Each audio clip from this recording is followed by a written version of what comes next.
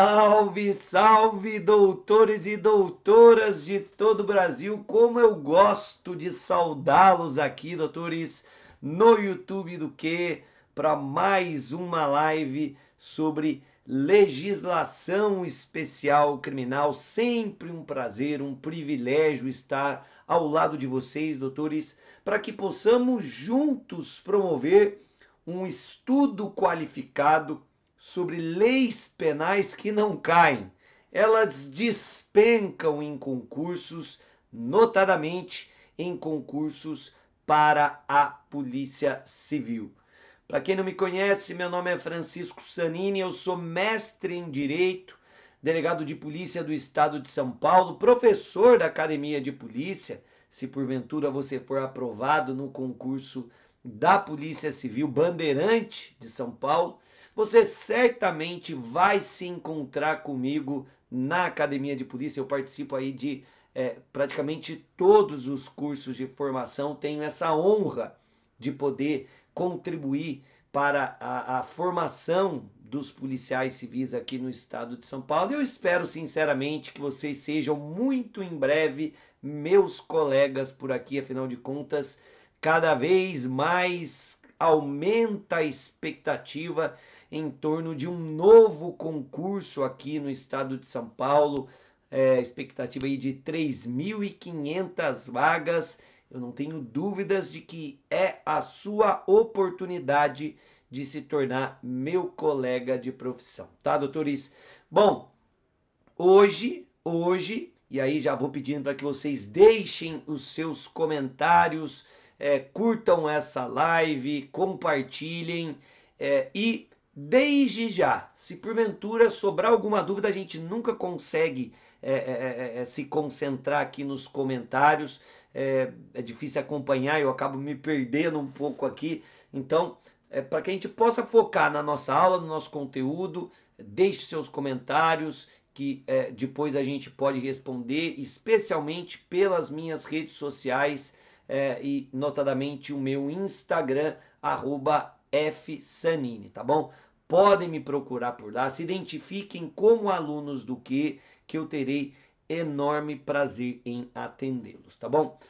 Doutores, hoje eu dou sequência com vocês em um estudo que nós já realizamos em um outro momento aqui pelo YouTube do Que, e aí eu recomendo demais que vocês procurem no YouTube do Que a minha aula aqui sobre a lei de organização criminosa, tá? A gente fez toda uma introdução, uma contextualização da lei, depois focamos no conceito de organização criminosa, que é um dos pontos mais cobrados em concurso, e hoje a gente dá sequência no estudo da lei para focarmos ali no tipo penal, ou seja, no crime de organização criminosa, tá? Mas antes disso, doutores, permitam com que eu apresente a todos vocês a mais nova edição do meu Tratado de Legislação Especial Criminal. Como tá bonito, como eu fico orgulhoso de poder dividir esse livro com vocês, mais de 1.000 páginas, um excelente conteúdo. Como eu sempre digo aqui, a gente promove um estudo verticalizado de leis penais extremamente relevantes, entre elas, doutores, a lei de organização criminosa, a lei 12.850 de 2013, que é foco do nosso estudo. Então, se você quer evoluir no seu estudo, se você quer se aprofundar no seu estudo, eu não tenho dúvidas, o nosso tratado, tá aqui de novo, porque tá bonito, hein? Tá bonito! O nosso tratado é uma excelente alternativa, publicada pela editora Mizuno. Com muito orgulho, agradeço a editora por confiar no nosso trabalho. Mas vamos ao que interessa. Já deu tempo de todo mundo acessar, vamos que vamos ao que interessa. Bom, a gente já trabalhou aqui no YouTube do Que o conceito de organização criminosa, como eu já comentei com vocês. A gente viu que a organização criminosa depende da reunião de pelo menos 4 pessoas, é o elemento pessoal, mas também existe um elemento estrutural no sentido de que Essa reunião de no mínimo 4 pessoas deve se dar de forma estruturada, com divisão de tarefas, seguindo um modelo de gestão empresarial. E essa reunião estruturada de no mínimo 4 pessoas deve ter uma finalidade específica, um objetivo específico, qual seja a obtenção de vantagem de qualquer natureza por meio da prática de infrações penais, cujas penas máximas sejam superiores a 4 anos ou de caráter transnacional. O artigo 1º, parágrafo 1º da lei, nos apresenta, portanto, uma norma penal explicativa, porque ela nos explica o conceito, o significado de organização criminosa. E assim ela complementa o artigo 2º, que por sua vez nos apresenta não o conceito que é organização criminosa, mas sim o crime, o tipo penal incriminador da organização criminosa. Tá aí, ó. Pune-se no artigo 2º caput da lei as condutas de promover, constituir, financiar ou integrar pessoalmente ou por interposta pessoa organização criminosa, pena de reclusão de 3 a 8 anos e multa, sem prejuízo das penas correspondentes às demais infrações penais praticadas. Então percebam, doutores, que o artigo 2º caput, que cria o crime de organização criminosa ou participação em organização criminosa, ele caracteriza uma norma penal em branco. O que é norma penal em branco? É aquela que precisa de um complemento para ser aplicada. Falta alguma coisa. E o que falta aqui no artigo 2º?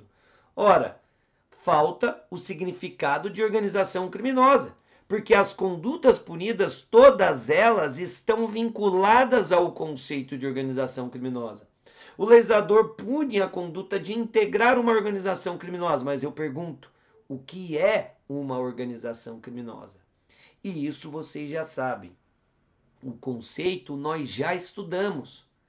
Vocês encontram no artigo 1º, parágrafo 1º da Lei 12.850. Então, esta norma explicativa já estudada, ela complementa o tipo penal do artigo 2º e permite a sua perfeita aplicabilidade, tá bom? Então, insisto, o artigo 2º é uma norma penal em branco, porque depende de uma complementação que nós encontramos no artigo 1º, parágrafo 1º. Como essa complementação ela se encontra na mesma lei que cria o tipo penal, então fala-se em norma penal em branco de natureza homogênea, tá bom?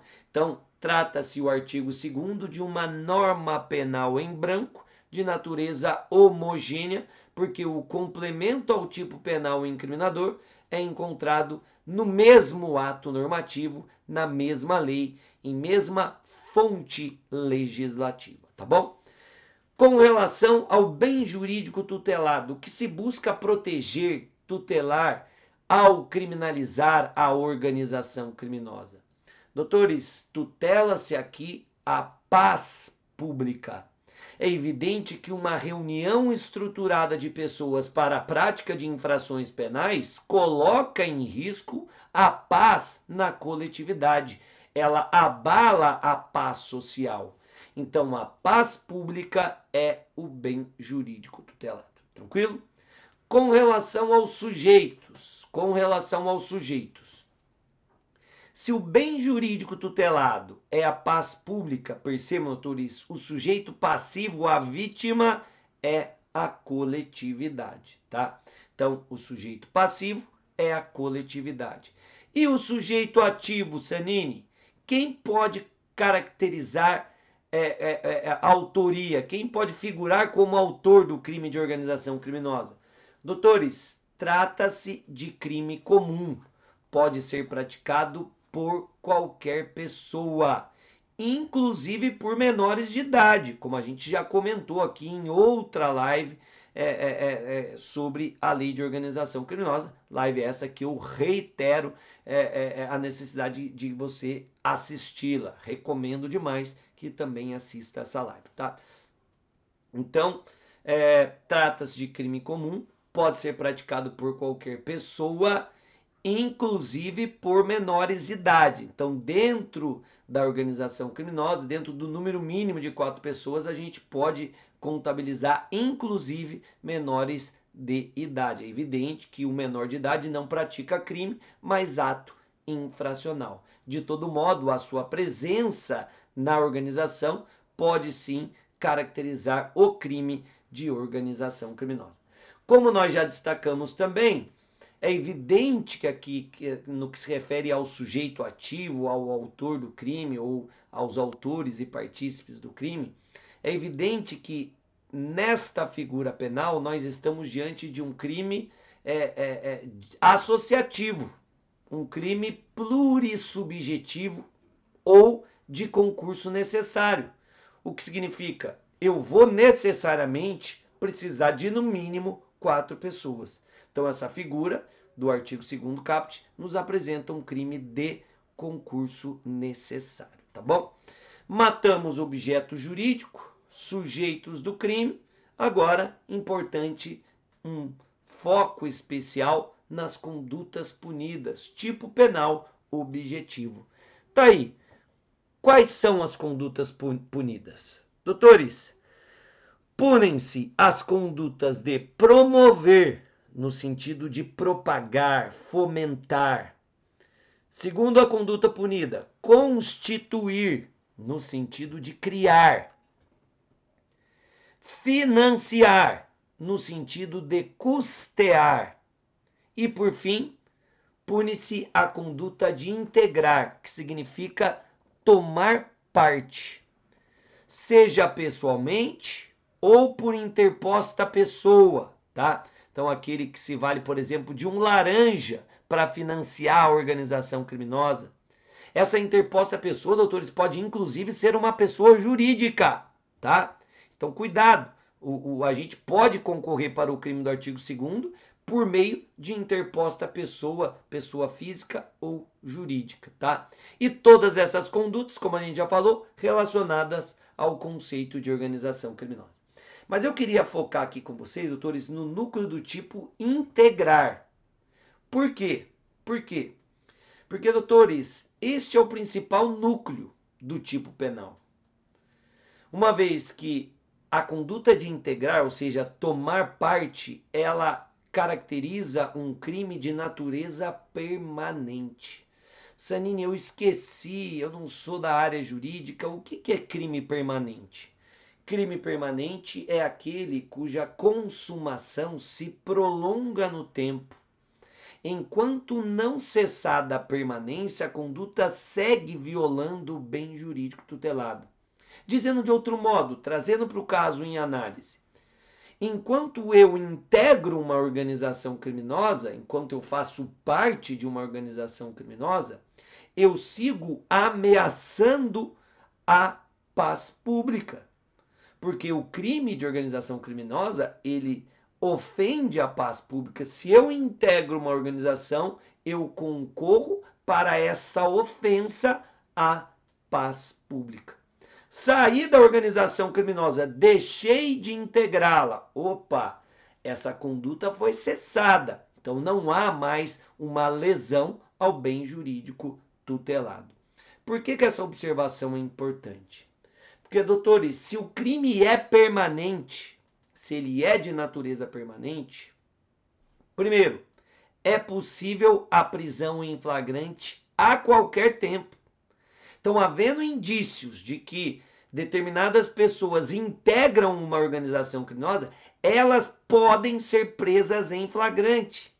Porque se o crime é permanente, ele está se consumando, está ardendo. E se está ardendo, cabe prisão em flagrante, tá?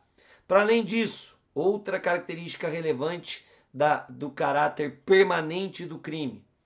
Se o crime é permanente, a prescrição só será computada quando cessar a permanência. Então, o prazo prescricional só é computado com a cessação da permanência, tá? E para fechar, doutores, Outra característica importante da natureza permanente do crime se refere à possibilidade de violação de domicílio, tá? Cuidado. Nós temos no artigo 5º, inciso 11 da Constituição da República, um direito fundamental que é o direito à inviolabilidade domiciliar. Porém, a própria Constituição elenca algumas exceções a essa inviolabilidade domiciliar. Na hipótese de desastre, para prestar socorro à vítima ou na situação de flagrante delito. Então percebam, se existe um crime permanente acontecendo no interior de uma residência, o autor desse crime está consumando o crime, porque a permanência insiste na consumação. Então, se há consumação, se há permanência, há hipótese flagrancial. Logo, é possível a prisão em flagrante e, inclusive, a violação do domicílio para a execução da prisão em flagrante, tá bom? Então, vários aspectos relevantes relacionados ao caráter permanente do núcleo do tipo integrar. Tranquilo? Doutores, para fechar, elemento subjetivo do tipo, o crime aqui do artigo 2º, ele é punido a título de dolo, tá? Então, exige-se aí o dolo de integrar, de constituir, de financiar ou promover, seja pessoalmente ou por interposta pessoa, uma organização criminosa. Tranquilo? E aí, doutores, só para fechar esta figura penal, eu destaco o seu preceito secundário, ou seja, a pena imposta aos autores do crime. O crime aqui é punido com reclusão de 3 a 8 anos, sem prejuízo das penas correspondentes às infrações penais praticadas.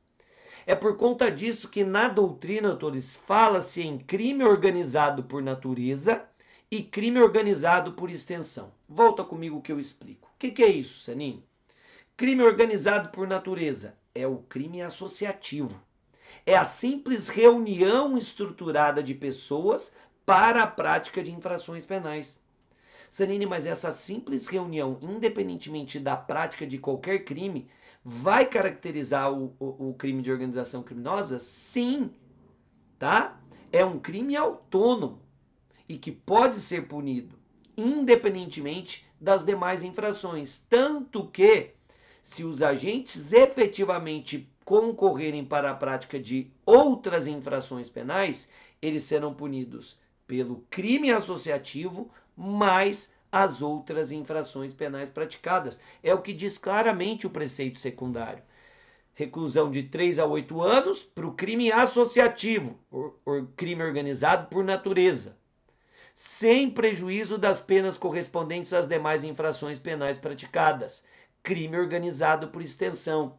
O crime organizado por extensão, o conceito de crime organizado por extensão está relacionado às infrações penais praticadas pela organização criminosa, ao objeto da organização, que é determinado crime com pena superior a 4 anos, lembre-se sempre, ou de caráter transnacional. Vou ilustrar com um exemplo. Vamos imaginar que nós temos uma organização criminosa voltada à prática de roubos. Então, nós temos 4 pessoas engajadas nessa organização, cada uma tem uma função específica.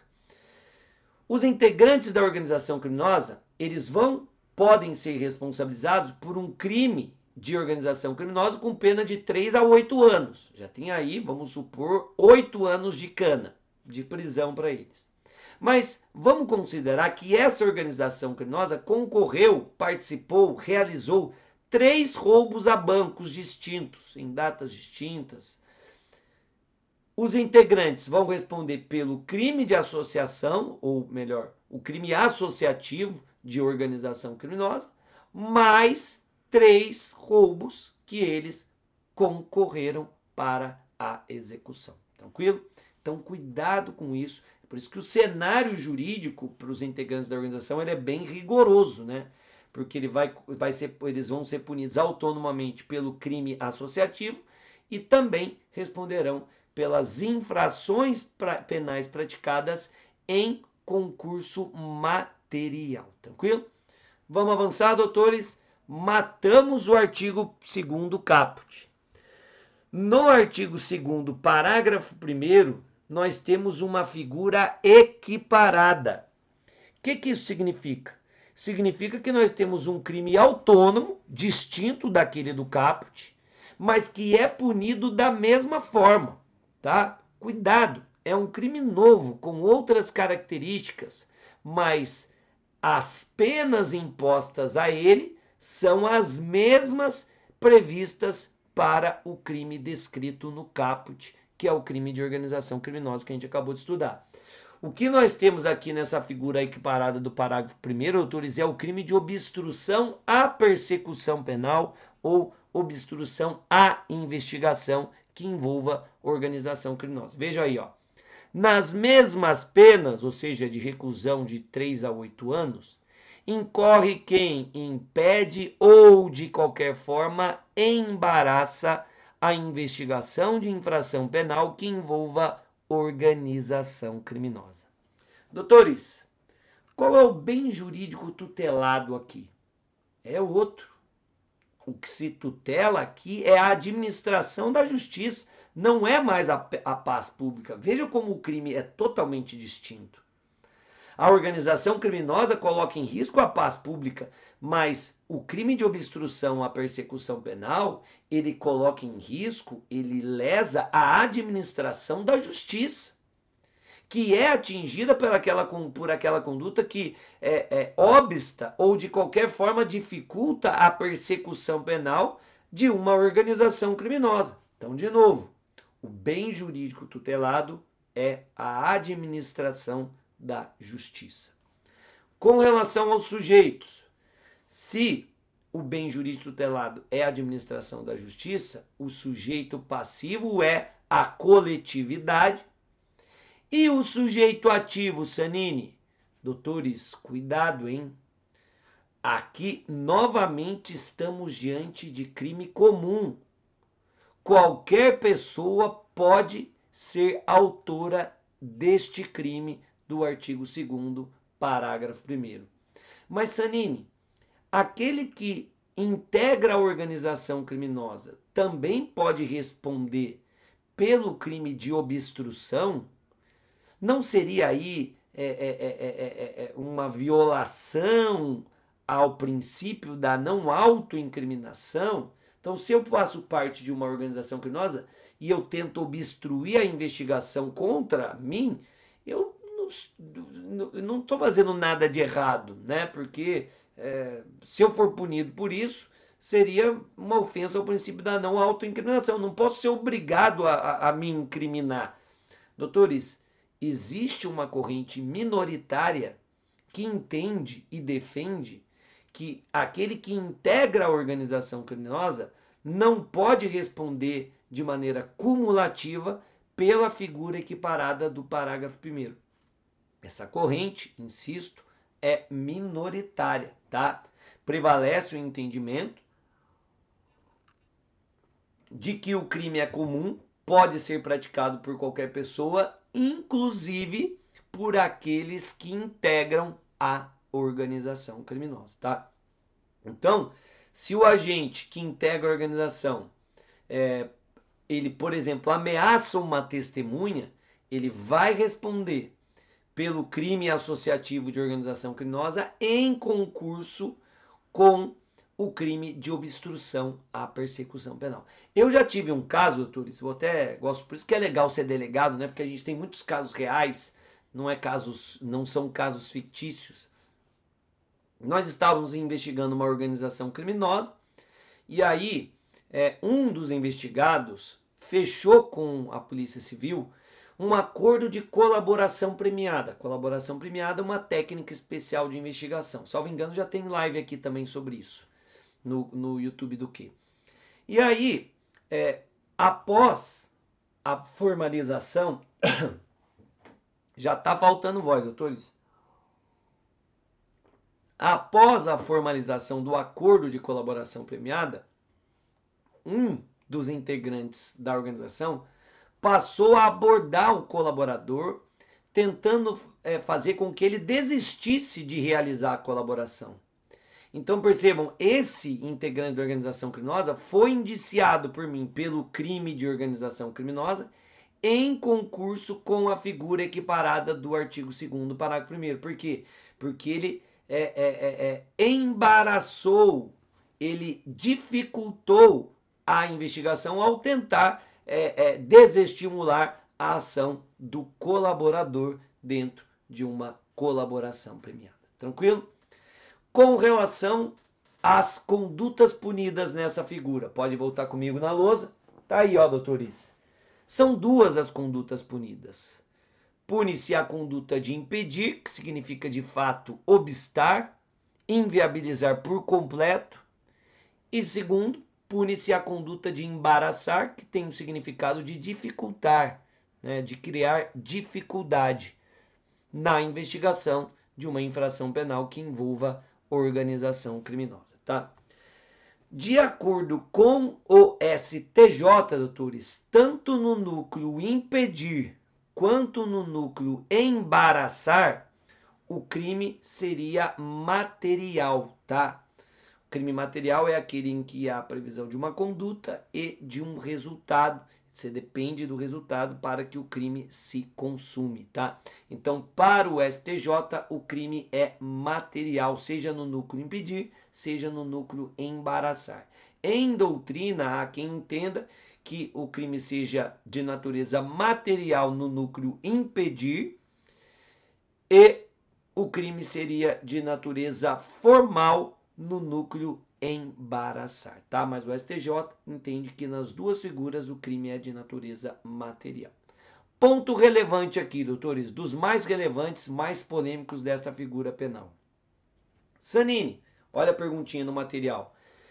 E se a conduta de impedir ou embaraçar se voltar não contra a investigação, mas contra a instrução processual, caracteriza o crime? Então, se o agente, durante a fase processual já, a investigação já se concluiu, a gente já está na fase de instrução processual penal.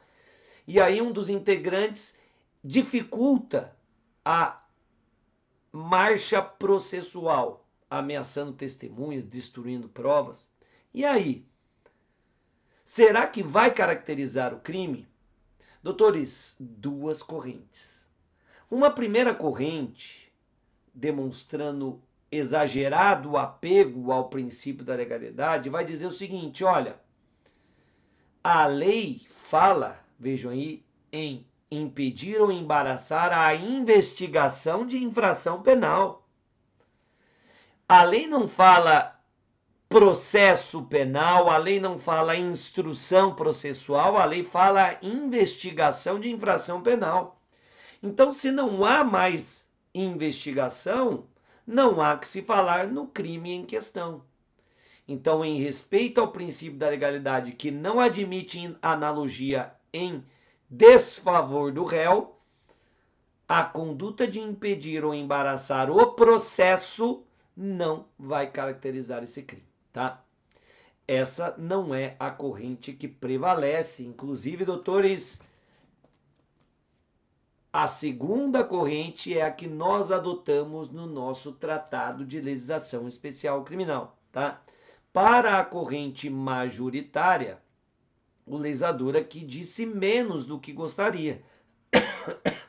Então, deve ser realizada uma interpretação extensiva para que o tipo penal alcance também as condutas de impedir ou embaraçar a instrução processual. Nesse sentido, aliás, decidiu o STJ. A quinta turma do STJ, ao julgar o HC 487962, decidiu que se as condutas voltarem-se contra a instrução processual, ainda assim nós teremos o crime do artigo 2º, parágrafo 1º. Foi bem o STJ, né, doutor? Inclusive, na decisão, os ministros pontuaram, olha, quando a lei, o tipo penal fala em investigação, é preciso ficar claro que a investigação ela ocorre e se desenvolve durante toda a persecução penal. E não apenas na fase preliminar de inquérito. Se o tipo penal tivesse dito, olha, embaraçar ou impedir a investigação no inquérito, porque não foi isso. O que a lei fez foi falar, o tipo penal fez menção à investigação, e a investigação ela não se exaure na fase pré-processual. Ela também tem a sua sequência na fase processual. Daí porque qualquer conduta que impeça ou embarace a instrução processual penal, onde, insisto, ainda existe investigação, a conduta vai caracterizar esta figura do parágrafo 1º. Tranquilo?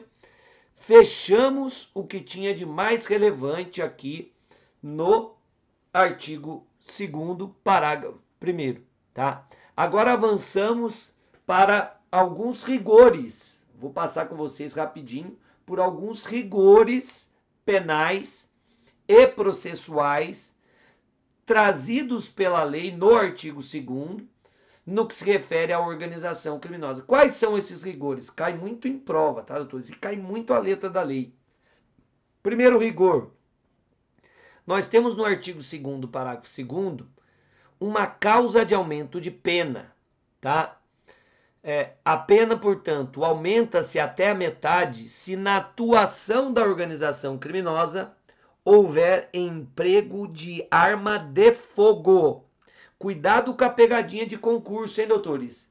Porque a sua questão vai trazer, a pena vai aumentar até a metade se houver emprego de arma. Não é qualquer arma, uma arma branca não vai dar ensejo a essa causa de aumento. É preciso que nós tenhamos aqui o emprego de uma arma de fogo. Somente a organização criminosa armada é que sofrerá, né, os seus integrantes com este rigor, que sofrerá com esta causa de aumento de pena, tá? Doutores, é plenamente justificável, né, esse rigor, por quê? Porque a organização criminosa armada, ela ofende de modo mais sensível, de modo mais significativo, o bem jurídico, paz pública. Uma coisa é uma organização criminosa focada na prática de crimes de colarinho branco, né? Lavagem de dinheiro, por exemplo. Estou falando que não é grave, mas não ofende a paz pública da mesma forma que organizações criminosas armadas, que se valem de violência. Basta a gente pensar aquela ação que hoje é conhecida como o novo cangaço, né? As organizações ingressam em cidades pequenas, tomam de assalto aquela sociedade, rendem cidadãos, colocam eles como escudos, né? Explodem bombas, disparam para o alto. É evidente que esse tipo de ação coloca a paz pública numa situação muito mais vulnerável. A organização criminosa armada, ela expõe sim, ela oferece mais risco para a sociedade, daí porque é justificável o aumento da pena, tá? Só lembrando, doutores, que a gente falou isso na aula inaugural aqui sobre a lei de organização criminosa. O pacote anticrime, ele traz uma distinção na hipótese do processo, né, ou da persecução penal que envolva organizações criminosas armadas. Porque nos termos da lei 12.694, em se tratando de organização criminosa armada, o processo e julgamento, assim como a fase de investigação, ou seja, toda a persecução penal até a execução da pena, deverá ficar sob a competência de uma vara colegiada especializada, tá? Então, a lei ela promove ali a criação dessas varas colegiadas especializadas na persecução penal de organizações criminosas armadas, tá bom? Cuidado com essa dica. Parágrafo 3º. A pena aqui nós temos uma circunstância agravante especial, tá? Então a pena é agravada para quem exerce o comando individual ou coletivo da organização criminosa, ainda que não pratique pessoalmente atos de execução, tá? Então, mais uma vez aqui foi bem o legislador ao destacar esta circunstância agravante para aquele que exerça o comando da organização criminosa, seja de forma individual, seja de forma coletiva, ainda que ele não pratique pessoalmente os atos de execução, aquele sujeito que tem o domínio intelectual, né, que ele tem comando intelectual da organização criminosa, ainda que ele não participe do assalto, não pratique os atos típicos do estelionato, ainda assim, ele, por ser o autor intelectual e líder da organização criminosa, sofrerá com essa circunstância agravante, tá? Doutores, é interessante nesse ponto porque a lei e o pacote anticrime, sobretudo, toma um cuidado especial com os líderes da organização criminosa, de maneira ilustrativa. O artigo 4º, parágrafo 4º da Lei de Organização Criminosa traz o que eu chamo de superprêmio, que é o acordo de imunidade. Dentro da colaboração premiada, nós temos ali alguns prêmios que podem ser objeto de barganha entre o Estado e colaborador, né, que é um investigado, que é o réu. E aí, entre os prêmios que podem ser pactuados, nós temos o que eu considero o melhor prêmio, que é o acordo de imunidade. O sujeito nem vai ser processado, a investigação em relação a ele é arquivada, o Ministério Público nem oferece denúncia contra ele. Mas para que ele acesse esse superprêmio, a lei traz alguns requisitos. Por exemplo, ele não pode, e são requisitos cumulativos, ele não pode, ele deve ser o primeiro a prestar efetiva colaboração, ele deve trazer informações sobre fatos novos que não eram de conhecimento do Estado, não eram objeto de um procedimento formal de investigação, e, último requisito, ele não pode ser o líder da organização criminosa. Então vejam a preocupação. O melhor dos prêmios não pode ser acessível aos líderes de organizações criminosas, tá? Então, mais um rigor vinculado às lideranças. Depois a gente vai ver mais um rigorzinho lá no artigo 2º, parágrafo 8º, fechando a aula de hoje, tá? Então, acelerando, que o nosso tempo já está acabando. No artigo 2º, parágrafo 4º, nós temos outras causas de aumento de pena. Salvo engano, de 1/6 a 2/3, tá? Quais são essas causas de aumento de pena? Já comentamos algumas aqui, né? Inclusive, primeiro, se há participação de criança ou adolescente, tá? Então, o legislador ele é mais rigoroso para aquelas organizações criminosas, os integrantes da organização criminosa, que se aproveitem de menores de idade. Então, os maiores imputáveis, além de serem condenados pelo crime de organização criminosa, sofrerão ainda com esta causa de aumento de pena, caso a organização tenha ali nos seus quadros a participação, o engajamento, o envolvimento de criança ou adolescente. Inciso 2. A pena da organização criminosa, do crime de organização criminosa, também será aumentada se houver concurso de funcionário público, mas cuidado com essa exigência da lei, doutores, valendo-se a organização criminosa dessa condição para a prática de infração penal. Doutores, não basta, portanto, que o integrante seja funcionário público. O fato dele ser servidor público não é suficiente para que nós tenhamos essa causa de aumento. Precisa ter um vínculo funcional entre as funções do agente e determinada infração penal praticada pela organização criminosa. É o exemplo do escrivão de polícia que desvia droga apreendida e devolve para a organização criminosa para que ela possa revendê-la. Opa, aqui está claro o vínculo funcional.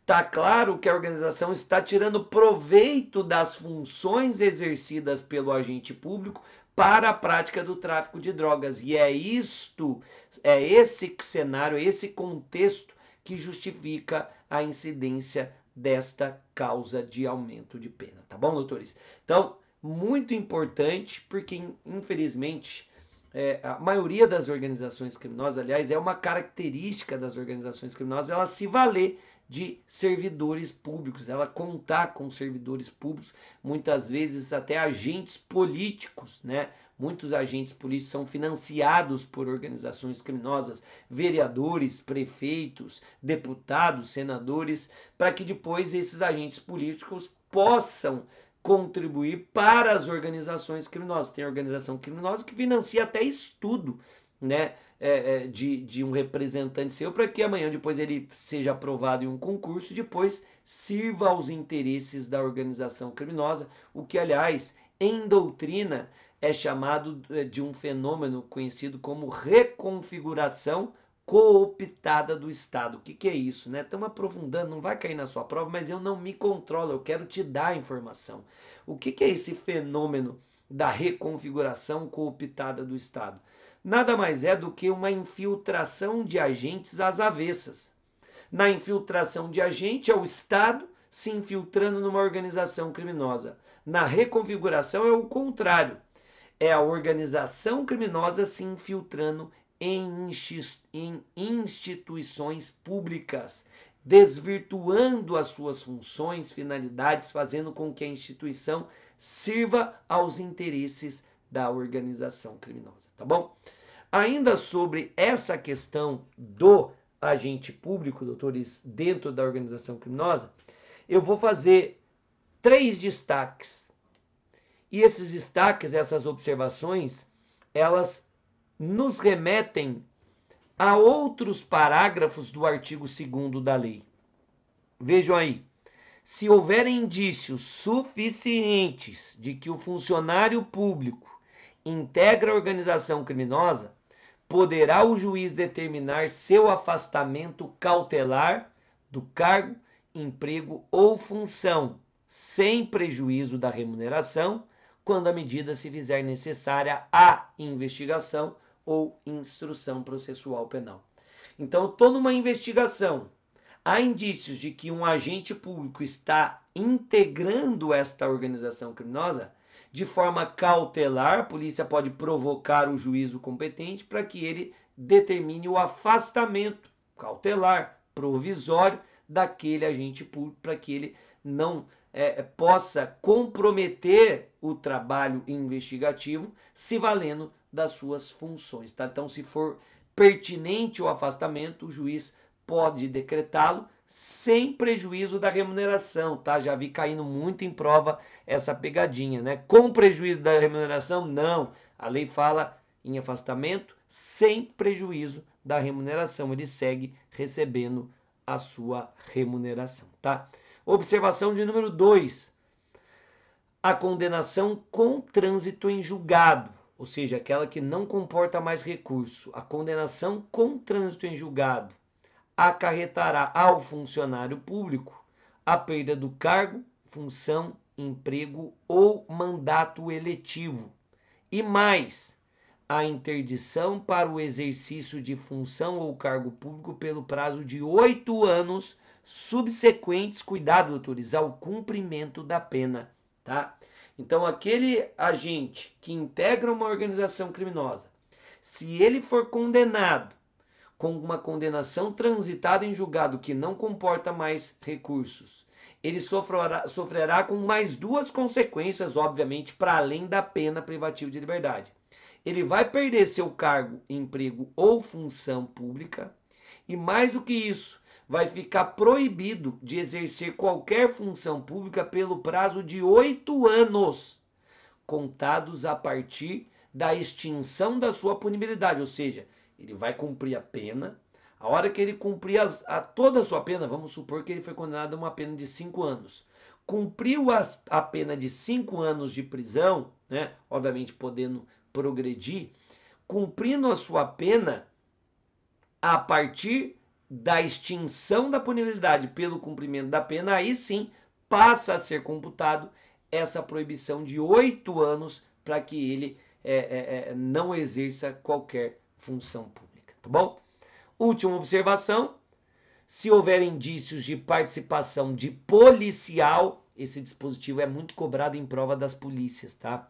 Se houver indícios de participação de policial nos crimes de que trata esta lei, né? E aí notadamente o crime de organização criminosa, a corregedoria de polícia, não uma delegacia ordinária, mas a corregedoria deverá instaurar inquérito policial e comunicar ao Ministério Público, que designará membro para acompanhar o feito até a sua conclusão, tá? Então logo a corregedoria instaura inquérito para apurar envolvimento de algum policial em organização criminosa, ela já deve notificar o MP para que o MP designe um promotor, né, para acompanhar aquela investigação. O objetivo da lei aqui é criar uma verdadeira força-tarefa, polícia mais Ministério Público, para investigar essa suspeita de envolvimento de policial com organização criminosa, tá bom? E aí a gente fecha esse parênteses e volta para as causas de aumento de pena, tá? Inciso 3, todas elas lá do artigo 2º, parágrafo 4º. A pena também será aumentada se o produto ou proveito da infração penal destinar-se no todo ou em parte ao exterior. Então, o produto, o objeto do crime, né? Vamos supor que o carro que foi furtado ou roubado, ele é o produto do crime. Se ele for destinado ao exterior, opa, é mais difícil de você recuperá-lo. Então, a pena será aumentada. Do mesmo modo, o proveito. Então, eu roubei o carro, vendi o carro, peguei o dinheiro. Esse dinheiro joguei para fora numa conta fora do Brasil. Então, o proveito do crime vai ser mais difícil de ser recuperado. Também justifica-se a causa de aumento de pena, tá bom? Então, muito importante esta previsão, justamente pela dificuldade, né, de você recuperar esses ativos do crime, tá? Inciso 4, caminhando para o final. Se a organização criminosa mantém conexão com outras organizações criminosas independentes, a pena também será aumentada, né? Afinal de contas, o vínculo entre organizações criminosas potencializa toda essa estrutura voltada à prática de infrações penais. E, por fim, a pena também será aumentada se as circunstâncias do fato evidenciarem a transnacionalidade da organização, ou seja, demonstrarem que essa organização ela estende os seus tentáculos para fora do país. É evidente que uma organização transnacional ela oferece mais risco à paz pública, daí porque ela deve ser punida de forma mais severa. E aí, doutores, para fechar o nosso estudo, eu sempre destaco, volta comigo um segundinho, que essas duas previsões, esses dois parágrafos que foram inseridos pelo pacote anticrime, a Lei 13.964, esses dois parágrafos são os meus prediletos para ser cobrados em prova, porque eles são dois dispositivos que têm toda a cara de uma prova objetiva, tá? De múltipla escolha. Então, veja aí como são inovações, são mudanças mais recentes, as chances são boas de serem cobrados. Veja aí. Parágrafo 8º. As lideranças de organizações criminosas armadas ou que tenham armas à disposição deverão iniciar o cumprimento da pena em estabelecimentos penais de segurança máxima. Eu tenho duas observações aqui, doutores. Primeira observação da lei. Ela se refere às lideranças de organizações criminosas. Uma vez mais, a lei sendo mais rigorosa com os líderes de organizações criminosas. Primeira característica. Segunda, a lei ela se refere aqui, criando um rigor a mais, às organizações criminosas armadas, tá? Em se tratando de organização criminosa que não é armada, não se aplica esse dispositivo. Volta aí na lousa. As lideranças de organizações criminosas armadas ou que tenham armas à disposição é que sofrerão com este rigor previsto no parágrafo 8º. E qual é o rigor? Essas lideranças de organizações criminosas armadas vão ter que iniciar o cumprimento da pena em estabelecimentos penais de segurança máxima. Doutores, muito cuidado, porque o dispositivo ele não está falando de regime. Muita gente lê, é incrível, né? O cérebro, ele vê alguma coisa e você lê e não absorve. Porque muita gente me manda pergunta, muitos alunos, muitos, Sanine, esse parágrafo 8º do artigo 2º é inconstitucional, porque ele exige que o condenado inicie o cumprimento da pena no regime fechado. Doutores, o dispositivo não faz menção em regime. Ele menciona que essas lideranças de organizações criminosas armadas deverão iniciar o cumprimento da pena em estabelecimentos penais de segurança máxima. Não fala do regime. Então, não há que se questionar a constitucionalidade desse dispositivo. Cuidado com a pegadinha. É a cara do examinador escroto. Ele vai colocar lá, vai redigir o dispositivo certinho. As lideranças de organizações criminosas armadas ou que tenham armas à disposição deverão iniciar o cumprimento da pena em regime fechado. E o candidato Juninho vai cair. Aí essa assertiva está errada. O dispositivo fala em estabelecimentos penais de segurança máxima. Para fechar o nosso estudo, doutores, parágrafo 9º do artigo 2º da Lei 12.850 de 2013. O condenado expressamente em sentença por integrar, veja a importância do núcleo integrar, organização criminosa ou por crime praticado por meio de organização criminosa, lembre-se daquele conceito, né? Crime organizado por natureza e crime organizado por extensão. Então, integrar organização criminosa, crime associativo, ou por crime praticado por meio de organização criminosa, crime organizado por extensão. Esse sujeito, condenado expressamente por esses crimes, não poderá progredir de regime de cumprimento de pena ou obter livramento condicional ou outros benefícios prisionais, como, por exemplo, a saída temporária, né, a famosa saidinha, se houver elementos probatórios que indiquem a manutenção do vínculo associativo. Então vejam que mudança muito pertinente trazida pelo pacote anticrime. Aquele que foi condenado por integrar uma organização criminosa, se ele já estiver cumprindo pena, e a gente sabe que de dentro dos presídios vários integrantes seguem promovendo, né, participando da organização, inclusive determinando vários crimes, comandando muitas vezes a organização, havendo elementos que indiquem que esse condenado ainda mantém o vínculo associativo, isso significa que ele ainda integra. Se ele ainda integra, ele ainda segue praticando o crime de organização criminosa. Então é evidente que nesse cenário ele não pode ter direito a qualquer benefício prisional. Não vai poder progredir de regime, não terá direito ao livramento condicional, não terá direito à saída temporária e mais, ele deve, em havendo indícios que ele ainda mantém um vínculo, ele pode e deve ser novamente processado por outro crime de organização criminosa. Mas, Sanine, não tem bis em idem aí? Não! De acordo com a jurisprudência, doutores, nos crimes associativos, a partir do momento em que se recebe a denúncia pelo crime de associação criminosa, de organização criminosa, uma vez recebida a denúncia, é cessada a permanência. A partir do recebimento, é cessada a permanência do crime.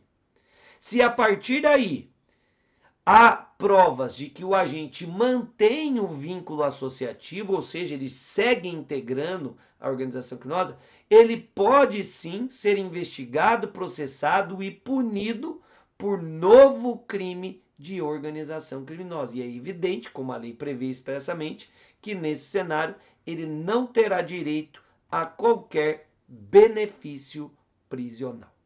Doutores, com isso a gente fecha o nosso estudo do artigo 2º. Vejam, uma live aqui, ó, de quase 1h, 54 minutos aqui no meu relógio, só falando de um artigo, que é o artigo 2º, com vários parágrafos, obviamente, mas muito conteúdo. Acredito que numa prova que cobre a lei de organização criminosa, doutores, boa parte do que poderia ser cobrado, nós trabalhamos neste encontro de hoje, tá bom? Então, Como já estourei meu tempo, né? Já estou aí no limite, já vai passar a bola para outro colega aqui atrapalhar. Não quero atrapalhar a live de ninguém, até porque às vezes é o chefinho que está logo na minha sequência. Hoje eu não sei quem vai estar junto comigo aqui. As produção, me ajuda aí, produção. Não sei quem vai estar junto comigo. Então, por conta disso, paro por aqui e, como sempre digo, doutores, se sobrou alguma dúvida, podem me procurar pelas minhas redes sociais, que será um enorme prazer atendê-lo, tá? E se você não está assistindo essa live ao vivo, se você assistiu muito tempo depois, não deixe de curtir, deixe o seu comentário, porque esse comentário, esse feedback é muito importante para que a gente, professor, para que nós, professores, possamos saber que estamos no caminho certo, que você gostou, que esse conteúdo foi relevante para você, tá bom? Por hoje é só, um grande abraço, fiquem com Deus, tchau, tchau.